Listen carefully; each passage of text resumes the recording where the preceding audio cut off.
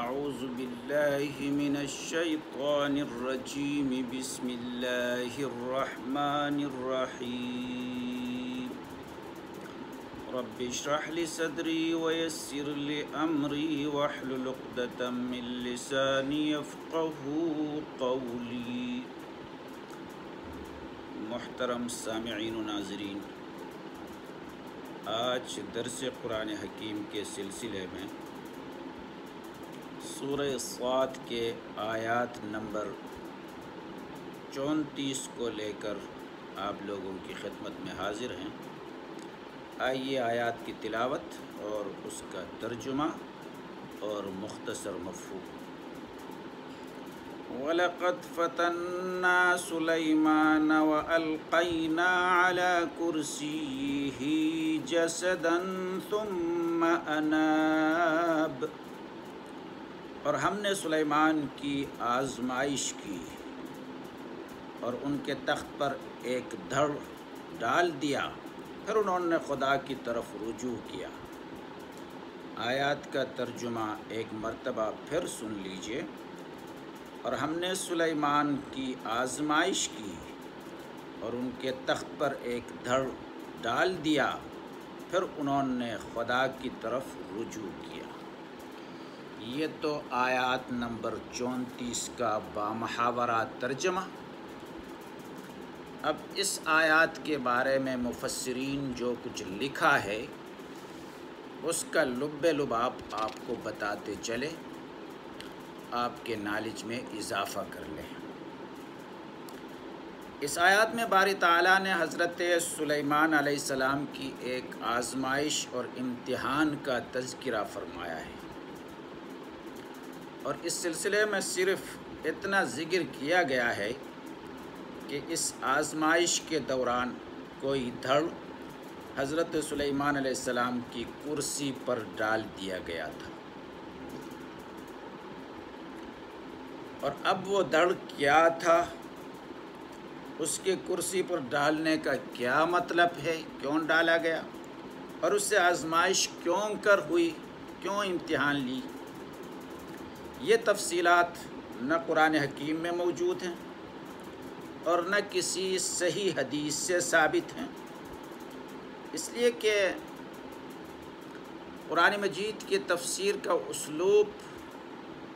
3 طریقے سے ہوتی ہے۔ تفسیر القرآن بالقرآن، تفسیر القرآن بالاحادیث، تفسیر القرآن بآثار الصحابہ، یہ 3 طریقے اس کے لیے ہوتے ہیں۔ تو اس سلسلے میں ان 3 طریقوں میں سے کوئی بھی نہیں پایا جاتا ہے۔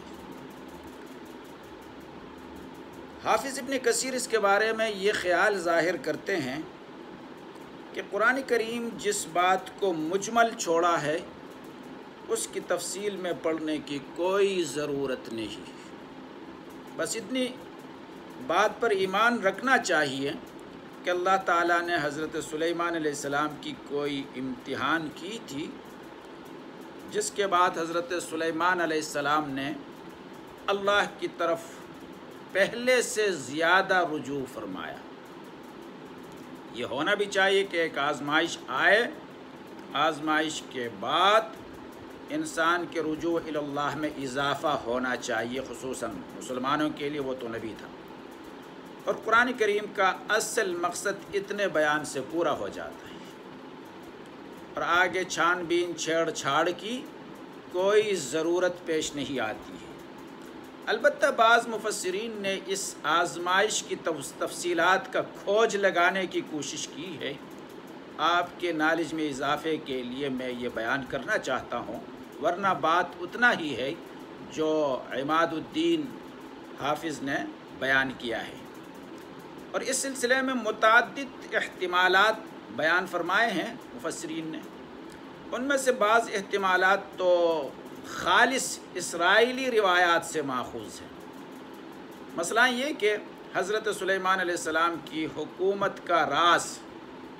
ان کی انگوٹھی میں تھا۔ ایک دن ایک شیطان نے، جن نے اس انگوٹھی کو چرا لیا، قبضے میں لے لیا، اس کی وجہ سے وہ حضرت سلیمان علیہ السلام کے تخت پر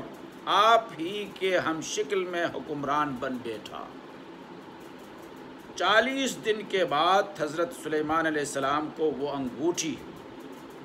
ایک مچھلی کے پیٹ میں سے ملی۔ مچھلی شکار کیا، اس سے گم ہو گئی تھی، تو مچھلی نے اس کو نگل لیا تھا اور اس کے پیٹ سے سلیمان علیہ السلام کو دوبارہ ملی۔ اس کے بعد آپ نے دوبارہ حکومت پر قبضہ کیا۔ یہ روایت متعدد مزید قصوں کے ساتھ کئی تفسیر کی کتابوں میں آئی ہیں، لیکن حافظ ابن کثیر اس قسم کی تمام روایات کو اسرائیلیات میں شمار کرنے کے بعد مزید ایک اہم بات لکھتے ہیں کہ اہل کتاب میں ایک جماعت ایسی ہے جو حضرت سلیمان علیہ السلام کو نبی نہیں مانتی تھی۔ بس ظاہر یہ ہے کہ یہ جھوٹے قصے انہی لوگوں نے گھاڑے ہیں، لہٰذا اس قسم کی روایات کو اس قرآنی آیات کی تفسیر کہنا کسی طرح صحیح نہیں ہے۔ ابن کثیر میں یہ بات موجود ہے۔ حضرت سلیمان علیہ السلام کا ایک اور واقعہ صحیح بخاری وغیرہ میں مذکور ہے۔ بعض حضرات مفسرین نے اس واقعے کے بعض حصوں کو قرآن کریم کی اس آیات سے چسپان کرتے ہیں، اس آیات کی تفسیر قرار دیا ہے۔ اس واقعے کا لب لباب یہ ہے کہ ایک مرتبہ حضرت سلیمان علیہ السلام نے یہ خیال ظاہر فرمایا کہ آج رات میں ازواج کے ساتھ وظیفہ زوجیت یا یہ کہو کہ تقاضۂ زوجیت ادا کروں گا،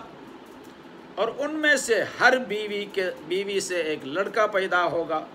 جو اللہ تعالیٰ کے راستے میں جہاد کرے گا۔ سلیمان علیہ السلام کے ازواج کے بارے میں مختلف روایات ہے، 40 کا بھی ہے، 60 کا بھی ہے، 70 کا بھی ہے وغیرہ جو بھی، لیکن یہ خیال ظاہر فرماتے وقت آپ نے انشاءاللہ کہنا بھول گئے۔ اللہ تعالیٰ کو اپنے جلیل القدر نبی کی یہ طریقہ کار پسند نہیں آئی، اور اس نے آپ کے اس دعوے کو اس طرح غلط ثابت کر دیا اللہ نے کہ تمام ازواج مطہرات میں سے صرف ایک بیوی کے یہاں مردہ بچہ پیدا ہوا، باقیوں نے کوئی بچہ نہیں دیا۔ تو بعض مفسرین نے اس واقعے کو آیات پر منطبق کرتے ہوئے لکھتے ہیں کہ تخت پر جو ڈالنے سے مراد، جسد کو جو تخت پر ڈالا گیا آیات میں ہے، اس سے مراد یہ ہے کہ حضرت سلیمان علیہ السلام کے کسی خادم نے یہ بچہ آپ کے تخت پر لا کر رکھ دیا، یہ مردہ بچہ۔ حضرت سلیمان علیہ السلام کو اس پر تنبیہ ہو گیا کہ یہ انجام میرے انشاءاللہ نہ کہنے کا ہے، چنانچہ آپ نے اللہ کی طرف رجوع فرمایا اور اپنی اس غلطی سے استغفار کر لیا۔ اس سے عام امت مسلمہ کے لیے بھی ایک بہت اہم سبق ہے۔ اس قسم کی ایک واقعہ آپ صلی اللہ علیہ وسلم کا بھی ہے جو سورہ بنی اسرائیل کے اندر گزر چکا ہے کہ مشرکین کی ایک وفد نے آپ سے کچھ سوالات کیے، آپ نے کہا میں کل ان کا جواب دوں گا، لیکن انشاءاللہ کہنا بھول گئے، تو 15 دن تک وحی بند ہو گئے۔ اس سے تمام امت مسلمہ کو یہ سبق حاصل ہوتا ہے کہ آئندہ کوئی کام کرنی ہو تو اس میں انشاءاللہ ضرور کہنا چاہیے۔ آج کل ہمارے لکھے پڑھے لوگ، اچھے خاصے لوگ کہتے ہیں کل میں یہ کام کر لوں گا یا فلانا تاریخ کو میں یہ کام کر لوں گا، لیکن انشاءاللہ کا لفظ زبان پر نہیں لاتے ہیں۔ بڑے افسوس کی بات ہے، یہ تعلیمات ہمارے لیے ہیں۔ اس تفسیر کو متعدد محقق مفسرین نے، مثلا علامہ علوسی جو روح المعانی کے مصنف ہے، اس نے بھی اختیار کیا ہے، اور حکیم الامت مولانا اشرف علی تھانوی رحمۃ اللہ علیہ نے بھی بیان القرآن میں اسی تفسیر کو لیا ہے۔ لیکن حقیقت یہ ہے کہ اس واقعے کو بھی آیات کی قطعی تفسیر نہیں کہا جا سکتا، اس لیے کہ یہ واقعہ جتنی روایاتوں میں آیا ہے ان میں کہیں اس بات کی کوئی علامت نہیں ہے۔ کہ ان حضرت صلی اللہ علیہ وسلم نے اس کو زیر بحث آیات کی تفسیر میں ذکر فرمایا ہو، اس طرح کہیں نہیں ہے۔ امام بخاری نے بھی یہ حدیث کتاب الجہاد کے اندر، کتاب الانبیاء کے اندر، کتاب الایمان والنذور وغیرہ میں تو متعدد طریقوں سے نقل کی ہے، لیکن کتاب التفسیر میں سورہ صاد کی تفسیر کے تحت اس سے کہیں ذکر نہیں کیا، بلکہ آیات وَهَبَ لِي مُلْكًا جو آیات اسی میں ہے، اس کے تحت ایک دوسری روایت نقل کی ہے، مجھے بادشاہت عطا کر لیجئے، ایک دوسری روایت کو نقل کی ہے اور اس حدیث کا کوئی حوالہ تک نہیں دیا ہے۔ اس سے معلوم ہوتا ہے کہ امام بخاری کے نزدیک بھی یہ واقعہ آیات زیر بحث کی تفسیر نہیں ہے، بلکہ جس طرح انبیاء علیہ السلام کے دوسرے متعدد واقعات ان حضرت صلی اللہ علیہ وسلم نے بیان فرمائے ہیں، اسی طرح یہ بھی ایک جداگانہ واقعہ ہے جس کا کسی آیات کی تفسیر ہونا کوئی ضروری نہیں ہے۔ ایک تیسری تفسیر امام رازی رحمۃ اللہ علیہ، بہت بڑا عالم، منقولات اور معقولات وغیرہ کا بڑا ماہر عالم تھا، اس کی تفسیر کے اندر بیان ہوا ہے وہ یہ کہ حضرت سلیمان علیہ السلام ایک مرتبہ بیمار ہو گئے، اس کی وجہ سے بہت ہی کمزور پڑ گئے، جب تخت پر لا کر بٹھائے گئے اس کو اسی بیماری کی حالت میں، کمزوری کی حالت میں، تو ایک بے روح جسم معلوم ہوتا تھا، بے روح جسم۔ اس کے بعد اللہ تعالیٰ نے اس کو صحت عطا فرمائی، اس وقت انہوں نے اللہ تعالیٰ کی طرف رجوع کر کے شکر بھی ادا کیا اور مغفرت بھی طلب فرمائی، آئندہ کے لیے بے مثال حکومت کی دعا بھی کی اور وہ دعا قبول بھی ہو گئی۔ لیکن یہ تفسیر بھی محض قیاسی ہے، قرآن کریم کے الفاظ سے بھی زیادہ مناسبت نہیں رکھتی ہے، کسی روایت سے بھی اس کا ثبوت نہیں ملتا ہے۔ حقیقت یہ ہے کہ زیر بحث آیات میں جس واقعے کی طرف اشارہ کیا گیا ہے اس کی یقینی تفصیلات معلوم کرنے کا ہمارے پاس کوئی ذریعہ نہیں ہے۔ جو 3 ذرائع میں نے آپ کو بتایا ان میں سے کوئی ذریعہ اس سلسلے میں ہمارے پاس موجود نہیں، اور نہ ہم اس کے مکلف ہے کہ اس میں جستجو کر لیں۔ لہٰذا اتنی بات پر ایمان رکھنا کافی ہے کہ اللہ تعالیٰ نے حضرت سلیمان علیہ السلام کی کوئی امتحان کی تھی، آزمائش کی تھی، جس کے بعد ان میں انابت اللہ کا جذبہ پہلے سے زیادہ پیدا ہوا، اللہ کی طرف زیادہ رجوع کرنے لگے۔ اس واقعے کو ذکر کرنے سے قرآن کریم کا اصل مقصد تمام انسانوں کو اس بات کی دعوت دینا ہے کہ وہ کسی مصیبت یا آزمائش میں مبتلا ہو جائے تو انہیں حضرت سلیمان علیہ السلام کی طرح پہلے سے زیادہ رجوع اللہ کا مظاہرہ کرنا چاہیے۔ انسان کوئی موذی بیمار میں مبتلا ہو جائے، اہل و عیال مایوسی کا اظہار کر لے، پھر اللہ تعالیٰ صحت فرمائے تو انسان کو گویا کہ ایک دوبارہ نئی زندگی مل گئی، اس کے رجوع اللہ کے اظہار اور بھی زیادہ ہونی چاہیے۔ حضرت سلیمان علیہ السلام کی آزمائش کی تفصیلات سو ان کو اللہ کے حوالے کرنا چاہیے۔